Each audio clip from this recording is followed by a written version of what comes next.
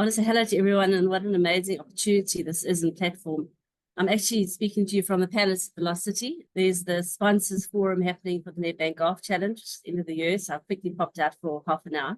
But it really is exciting to be here, and also for me to sort of research how I did this, how I got to make a success in this man's world, and it wasn't easy. So what I would like to do is, I'm not 100% au fait with Teams, Zoom, but I see a share button. I do have a presentation I'd like to go through with everyone.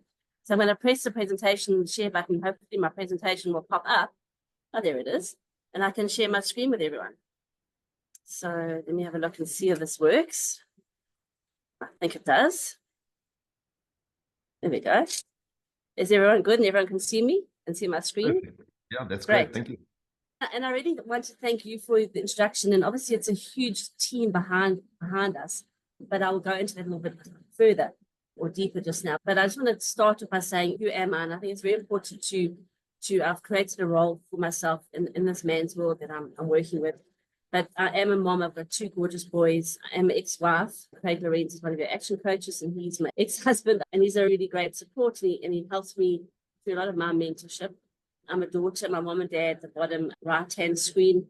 My mom and dad are on 87, 84. I'm very fortunate to still have them. I am a golfer. I was a business owner. I've got great friends. And I've just come back from Scotland, which is my picture in the bottom left corner of the collage, where I was at St Andrews. I went to see the Open at Royal Troon. I went to see the Senior Open at Canusi. So I really get so many opportunities in this world, but I've worked really hard to get here. And so what I'd like to do is share a little bit of my story with everyone. Before I start my story, and it's not too long, I promise you, is that I did quite a bit of research into presenting something that I hope people can take forward with what I'm going to say, and it resonates. And this quote is such a true quote. It says here, women are hard for what they have done, and men are hard for what they can become. And I thought that is like so true. Like, I had to prove myself to get where I am, whereas I've seen men in our company and other companies who just get hired because they've got the academic qualifications and they hired to see what they can do, but we have to prove ourselves. So I think there was such an inspiring quote that I just found. I thought, yo, I want to share this with everyone.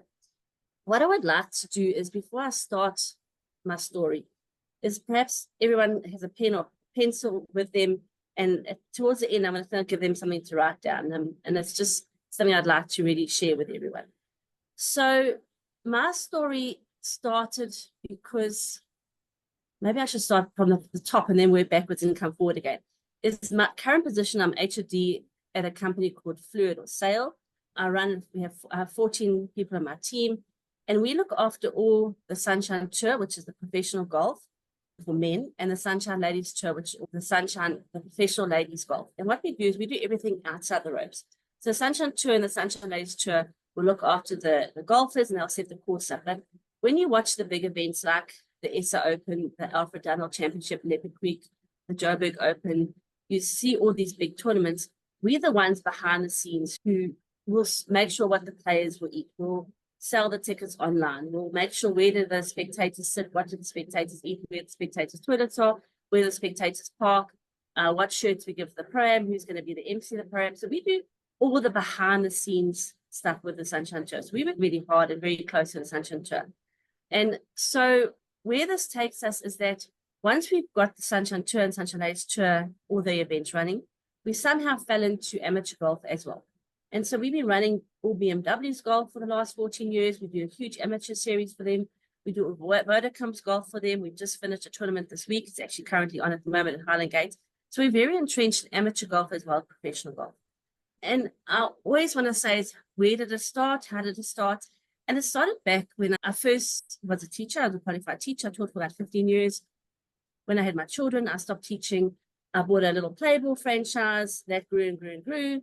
About 10 years later, I sold to my partner, my business partner at that stage. And I thought, what do? I started learning to play golf. I played golf. And then a friend of mine was in the business of golf, and she won a contract with Savannah Light to do like a Savannah Light Ladies series. And she said, can I help her out part-time? She can't afford to work full-time. And that's how I slowly started getting into golf. And it really wasn't difficult. You're looking after ladies, amateurs. We were playing in the ladies amateur space. And I very naturally found a space for myself in this role.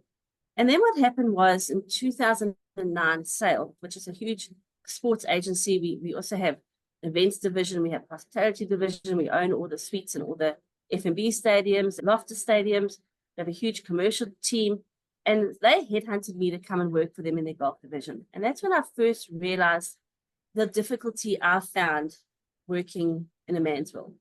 And it was simple things like they would, and I'm talking 3, 4, 5 years ago, once I sort of proved myself and I knew what I was doing, the guys would come and they say, oh, they need to see, can they bring an extra board on course? Can they have an extra pro-am spot? Or how can they play at Leopard Creek? Because we do a lot of golf there.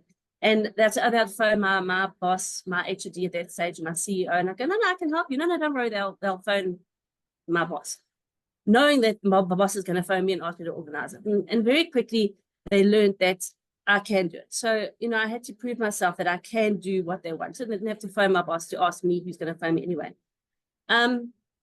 Another thing that happened quite often for me is I'm a golfer, and we'd sit in a boardroom or sit in a meeting room, and the guys would talk, oh, let's play golf, and oh, we need a fourth. And they knew I was a golfer, and they knew I'm in the room, and never once was I ever asked to participate. And it did hurt. It was upsetting for me that I never got the opportunity. Then what happened was in about 2020, 2021, my current HOD was working really hard to become the commissioner of the Sunshine Tour, which is the professional golf for South Africa, the men's role. So I was taking a lot of his responsibilities from our third company side and running it with him, but obviously running it by myself. And he came to me and said to me, we need to find someone to take over his position. We need to have a man because we obviously deal with a lot of men and Sunshine Tour professionals. And who do I think? And at that stage, it was, okay, I know what I'm doing, but perhaps he's right. So we started looking at ex-professional golfers and looking at men in the industry. And he says, Carol, but please, you need to still train them and teach them what you know and teach them how to do it. And it became like, no, that's fine. I understand that. And the people we interviewed and went through the process, I just thought they don't know what I know. So I think one day I said to Thomas, and this is when I had a voice, and I said, Thomas, what about me? Like, will I not be suitable?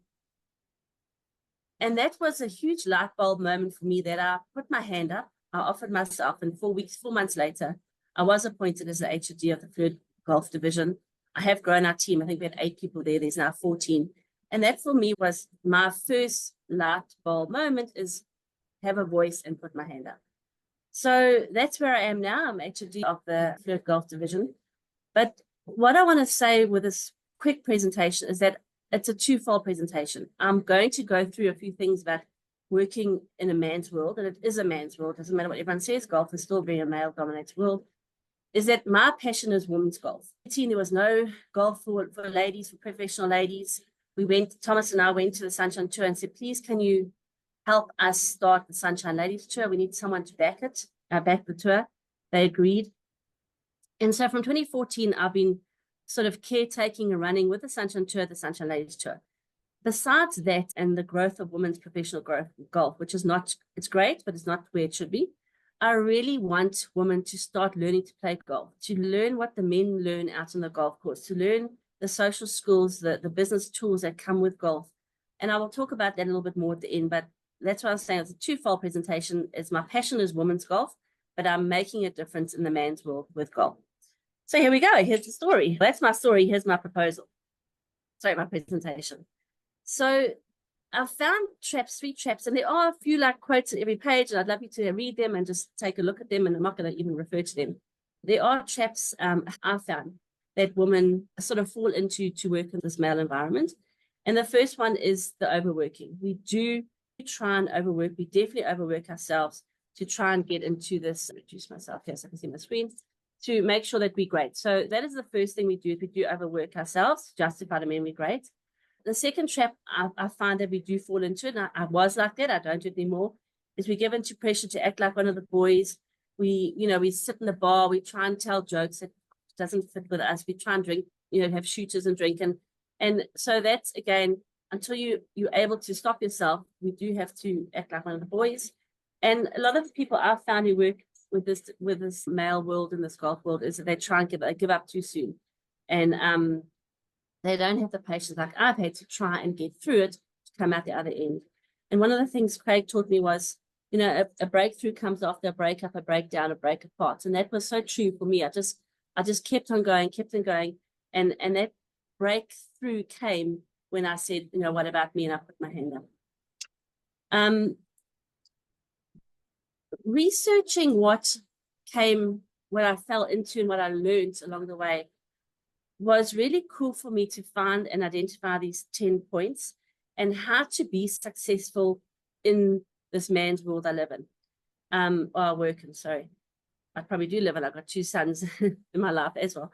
And so my first tip is equality. And equality comes mainly from pay. And it's terrible at this stage. And the World Economic Forum has done a report in 2023 that it should be actually 35%. I made a typo there. That women do earn between 23 and 35% less than women. And in South Africa, they've worked at about 28% less than men. Sorry, men. And what the voice and thought is that if we think it and if we're in a position, we should be able to voice it.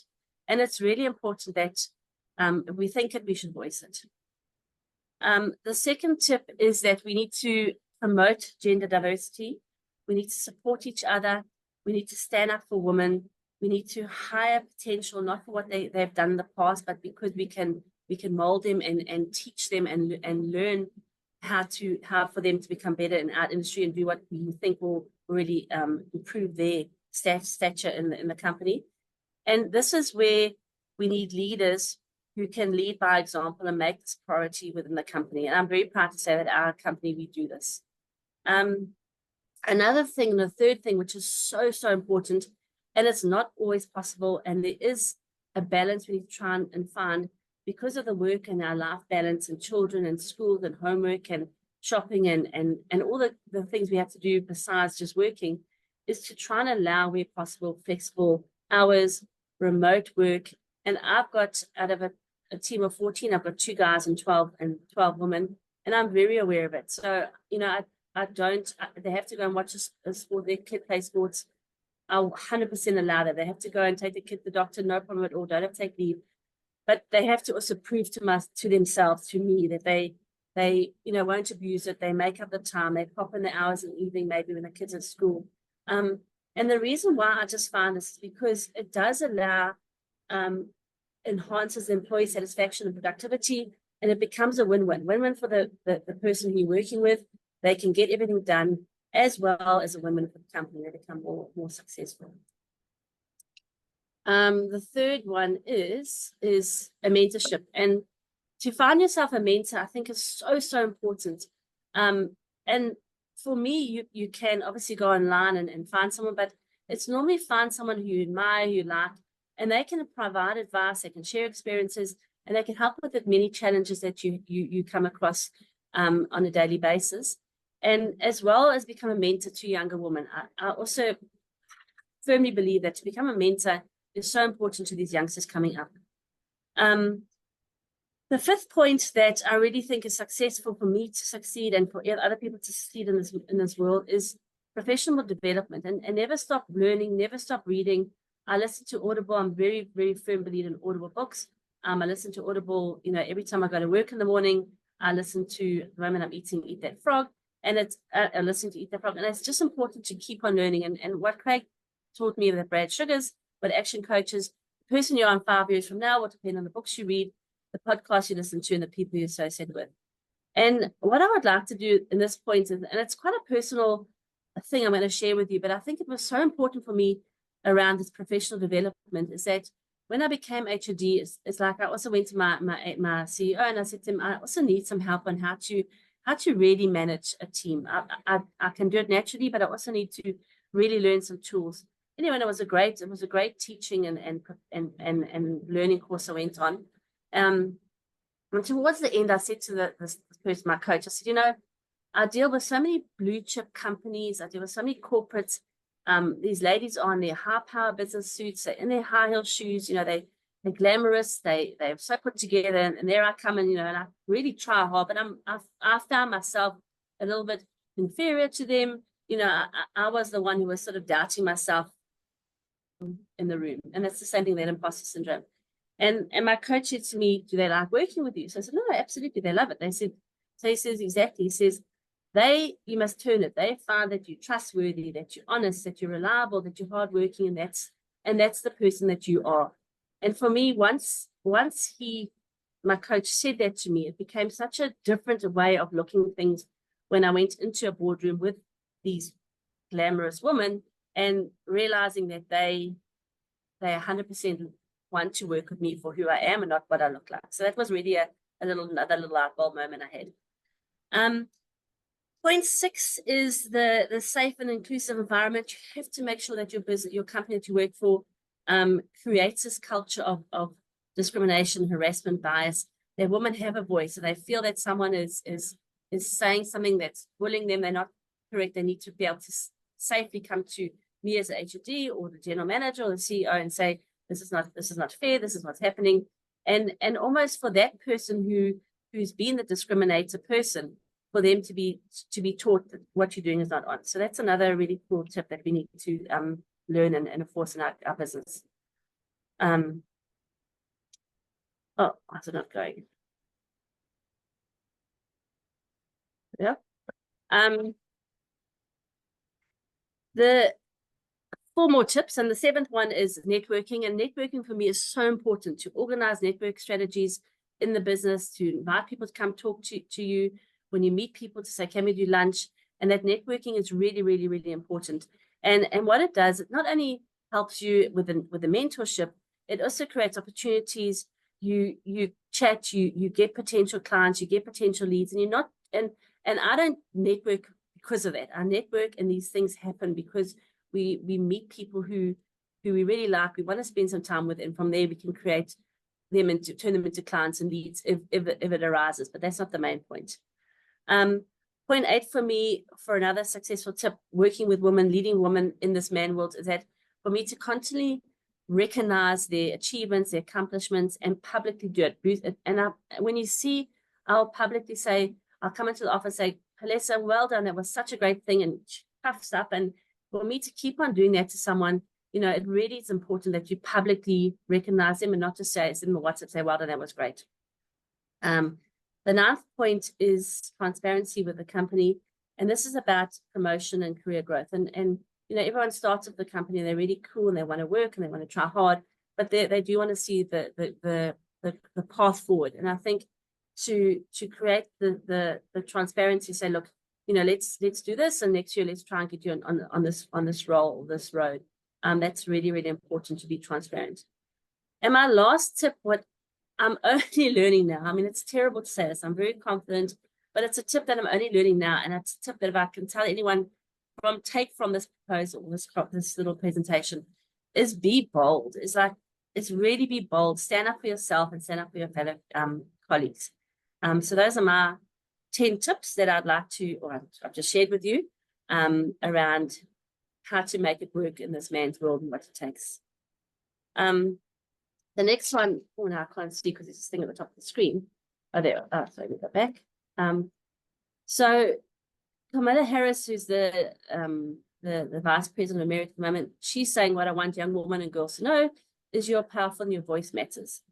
And the below 3 things for women to succeed, to be so successful, to and not just in the man's world, but any world, is to amplify your voice and speak up and be heard. And she obviously, Kamala Harris, does that.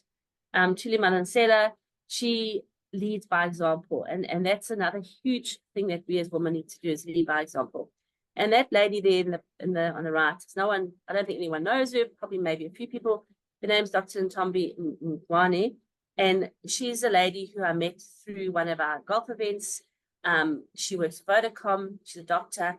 And when you meet Dr. Ntombi, you leave a better person. She supports women all the time. She's loving, she's open. And, you know, and it takes a very special person to be that person. But it's so important when you meet someone like that. And she is one of my mentors as well, to have those kind of people in your life, and to just sort of learn and look and listen to what they say. This slide here, and this is almost my closing slide, is that I tried to make this slide shorter, but I think it's so vital that we read this entire slide, and maybe you can read it with me. I'm not going to, not out loud, but to yourself. And it says that women deserve not just a seat at the table, but the right to stand up, to speak out, and lead with authority. In every workplace, your voices are essential, your perspectives are invaluable, and your contributions are measurable. It's not just about equality, it's about recognizing that when women are empowered to claim their rightful place, entire industries thrive. We must demand a world where every woman feels confident to assert her voice, because her voice is not only deserving, it is vital. Anyway, I just like it. And that's me. I'm going to say it's been a pleasure, but I'm not going to end right now. There's 2 or 3 more things I want to say, and I haven't forgotten about your pencils. So another thing that a friend of mine taught me, or I listened to about 3-4 years at another Women's Day function, is you get what you accept. And I did put it at the very beginning of the proposal, and I didn't mention purpose because I hope someone would see it.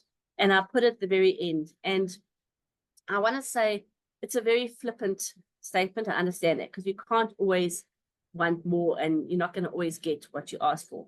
But it really, it resonates with me. You do get what you accept within reason. And if you're not happy, please have a voice, please stand up. And then I've added this in this morning, because for me, it is such an important tool that when I became manager, and my CEO called me in and said, congratulations, Carol, he's going to appoint you to run this division. And it really is, it's a huge division, huge targets, huge budgets, huge responsibilities. He said, my biggest advice to you is run towards, and I don't know much to say the word in the platform, but run towards the ship. He says, by trying to fix things yourself, by trying to ignore things that they're probably going to escalate. He says, never going to work. He says, my best advice to you is if something's going wrong, pick up the phone, let's sort it out together. And I've now taken that statement and I've shared with so many people, and they go, Carol, what you just said to me has cost me so much and saved me so much time. I've sorted it out. I picked up the phone. I'm not having sleepless nights anymore. I've addressed it. And it's just something that I really sit with me, those 2 statements. So that's me. So before I end, I know I've spoken about women and working in the men's world and how we can deal with it and how important it is to work in this men's world. But as I said in the very beginning, my love and my passion is for women to get into women's golf, to play, to watch it, to go attend clinics, and to learn how to play the game. So what I would like you all to write down is, I wrote down myself, is CCFWG. And so you just write down CCFWG if you've got a pen. And what that means is contact Carol for women's golf. If you want to learn how to play golf, if you want to learn how to do clinics, if you want to find the closest golf person next to you, if you want to get involved in golf, if you want to come and, come to any VIPs or come to watch the golf, when is the golf schedule, please, there's my details. I'm on Facebook, Carol Lourens. There's my cell phone number, my email address. And please, if you have anything, besides the program that was run through, but if you want to get involved in women's golf, and it's my aim and passion to get women to get involved in women's golf, please contact me. And that's me. I hope I didn't go too fast. I hope I was able to share something to everyone. That's me.